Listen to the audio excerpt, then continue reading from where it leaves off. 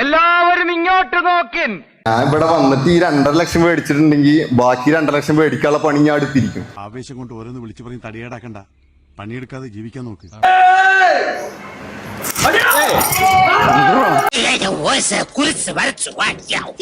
അടുത്തു വരരുത്, അടുത്തു വന്നാൽ പേടിച്ച് മൂത്രം ഒഴിച്ചു കളയും ഞാൻ.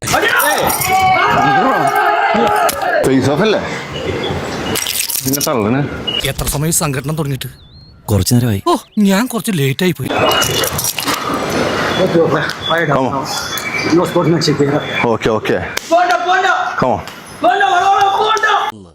ഇത് വേണോ?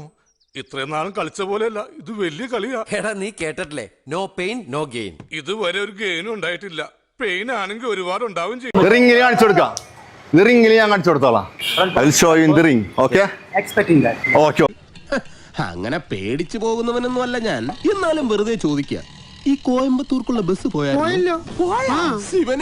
ഒപ്പോണന്റിനെ ഞാൻ കണ്ടു.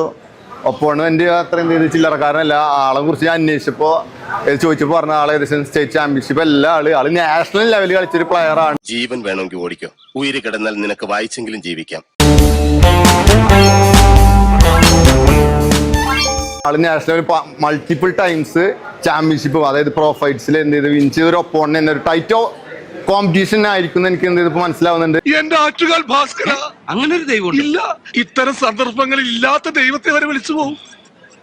നല്ല പോലെ ട്രെയിൻ ചെയ്യേണ്ടതുണ്ട്. ഞാൻ നന്നാ ട്രെയിൻ ചെയ്താലേ എനിക്ക് ഇത് എന്ത് ചെയ്ത് അധികം അടി കൊള്ളാണ്ട് എനിക്ക് എന്ത് ഇറങ്ങാൻ പറ്റുള്ളൂ. ഇത്രയും വലിയ ഗതികെട്ടവൻ ഈ ലോകത്ത് വേറെ ആരെങ്കിലും ഉണ്ടാവും എന്റെ കർത്താവേ?